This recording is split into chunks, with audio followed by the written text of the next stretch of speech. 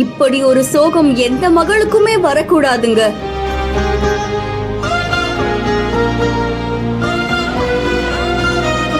உடல் நலக்குறைவால் திடீரென உயிரிழந்த தாய், துக்கம் தொண்டையை அடைக்க கண்ணீர் மழுக தேர்வெழுத சென்ற மகள்.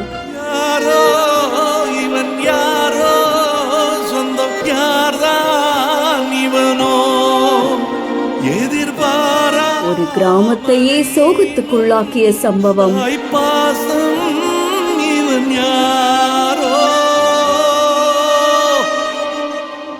திருவள்ளூர் மாவட்டம் திருத்தணி அடுத்து இருக்கக்கூடிய ஸ்ரீ காளிகாபுரம் கிராமத்தை சேர்ந்தவங்க தான் சேகர். இவரு நெசவு தொழில் செஞ்சுட்டு வராங்களாமா. இவருக்கு மலர் அப்படின்ற மனைவியும் 2 மகன்களும் ஒரு மகளும் இருக்காங்க.